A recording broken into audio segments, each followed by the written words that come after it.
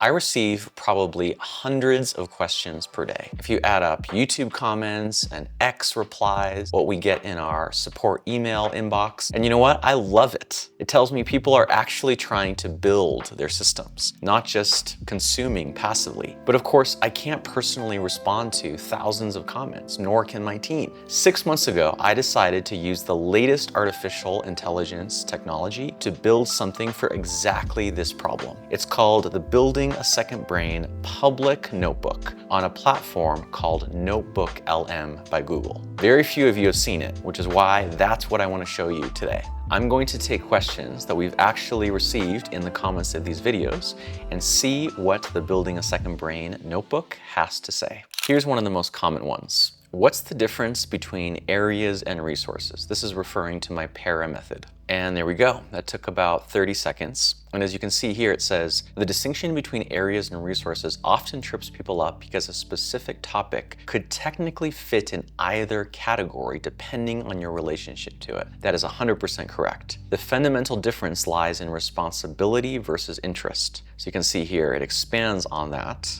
including terms that I haven't actually said, such as the context test, which it's sort of made up, but is accurate. What you're getting here is essentially a 100% customized piece of content that hasn't actually existed before this moment, but is perfectly tailored to answer your exact question. And of course, because this is a chat interface, you are free to ask follow-up questions, or to ask for examples, or to ask in your specific case which one it recommends. Let's actually try that. I'm going to go ahead and hold down the key on my keyboard to activate Whisper Flow and say, if I have some notes on a class that I'm taking about graphic design, which category should that fit into within Para? So it says it's likely a project if that class is something I'm currently taking, but it could also be a resource if it's just something that I may want to reference in the future, or it could be an area. It's giving you a lot of the nuance that I would myself, which is it really depends. You ultimately have to decide what your relationship is to that piece of information. Let's try a slightly more challenging question. How do I do a weekly review? So this one is not just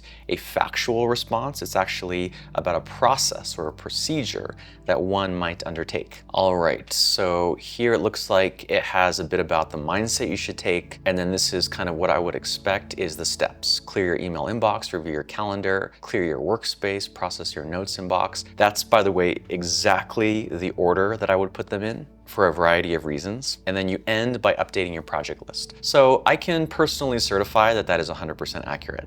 You could even go down here and say, all right, now I'd like to try doing a weekly review. Can you lead me through the process step by step using a series of prompts and other tips to guide me? And there we go. So what's interesting is it's more or less the same content, but it's kind of adapted it, it's personalized it to be more actionable, like do this and then do this and then do this. It's very procedural, like a checklist, which is helpful. I could also, of course, ask follow-up questions, ask for more detail, ask it about my specific examples like we did before. What this is really showing is that a public AI notebook like this one is not just about Q&A. It's not just about, I have a question, there's the answer. That's something that you could do probably using Google. It's really about having a coach. It's really about having an intelligence, not a human intelligence, but an AI intelligence that is kind of working with you. It's dynamically adjusting, it's iterating, it's responding and shaping what it's telling you as it learns your context and your needs and your goals. That is something that is so much more valuable than just a simple database of answers. To illustrate that, let's ask it something that's less tactical and a little bit more philosophical. I'm going to ask, which is something I hear often, why should I take notes at all?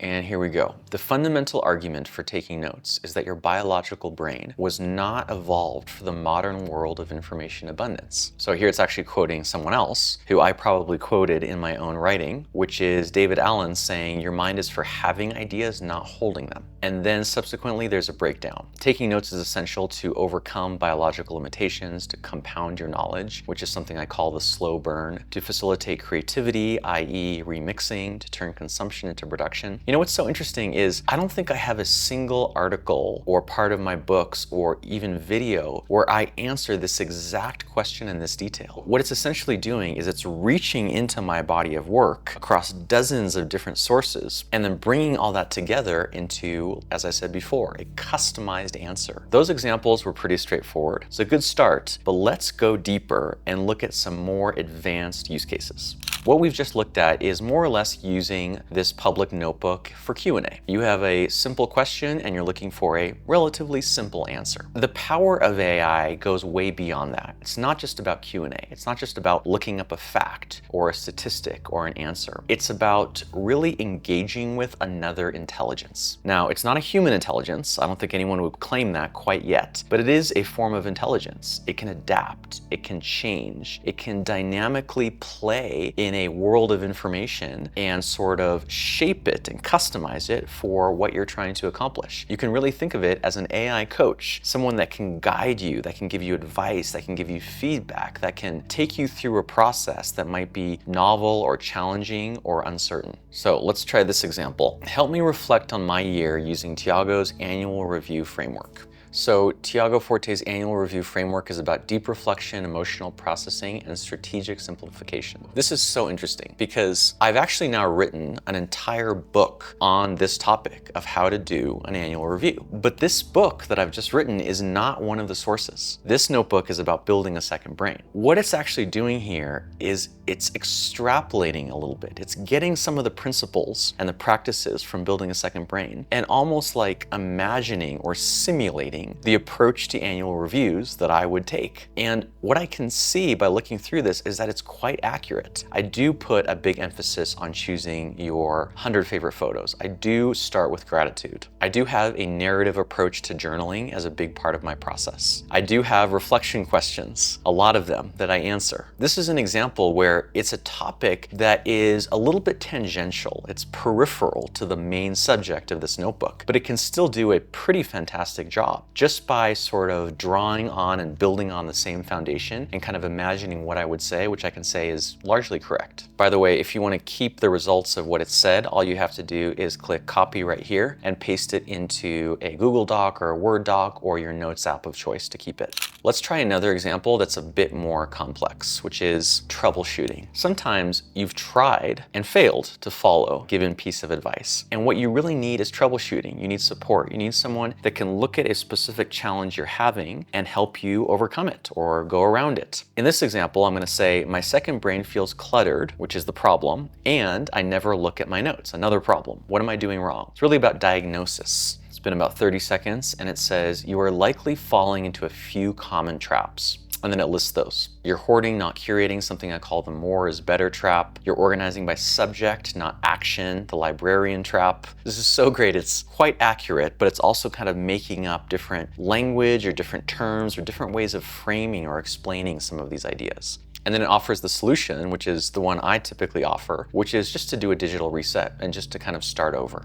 I find myself being too perfectionistic, trying to take notes in exactly the perfect way, trying to put them in the perfect place, trying to keep my whole system so perfect that I end up not actually using it. Which one of these traps do you think I'm most likely falling into? All right, so it says you are prioritizing order over output. It's citing me saying order is a sign of progress as a major limiting belief, which I would agree with. It has the trap, what I'm likely falling into, the reality that kind of argues against that, which is action is always messy and chaotic. And it even has an anecdote, an example of my father, who's a professional artist and quite messy, to illustrate this point. It talks about which archetype I likely fall into, and it's even citing specific videos on the YouTube channel, which you can check out if you want more detail. And then it has the solution. So the specific principle or piece of advice, which I cite in the Para Method, my book, to overcome this limiting belief and this pitfall, which has to do with lowering your standards for how notes are organized and where they're organized, to stop organizing just in case and to instead organize just in time, to embrace digital bankruptcy. This is just such a fantastic summary. Even though I've never actually written this advice in one specific place, I would say this is all correct and quite helpful for someone who is falling into this trap.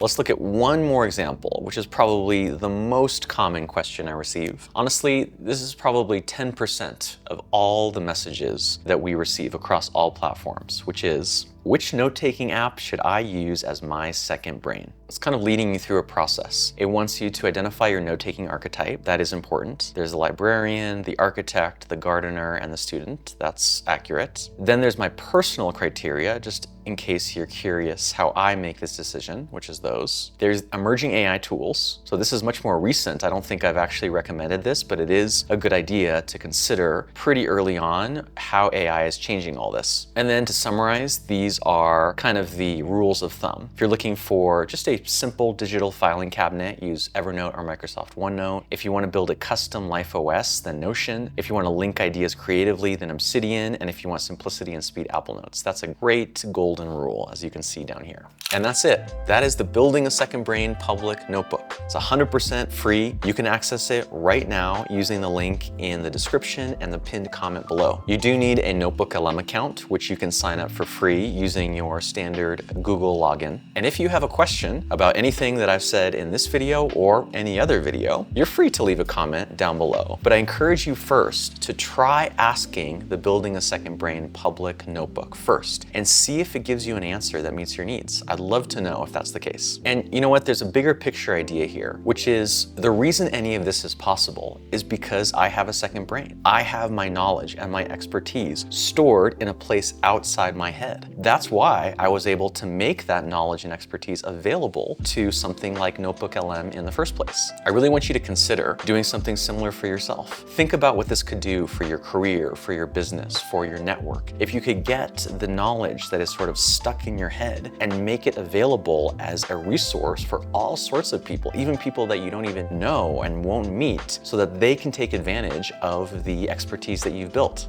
Building a second brain is about making knowledge go to work for you, which includes making it go to work for others, not just storing it away in some secret place. I encourage you to check out my book, Building a Second Brain, and the follow-up one, The Para Method, if you'd like to know more. But first, I really encourage you right now to go and try the notebook that we've made for you. Ask it your hardest, most unusual question, and let us know in the comments below what it says, whether it was helpful or not. I'll see you soon.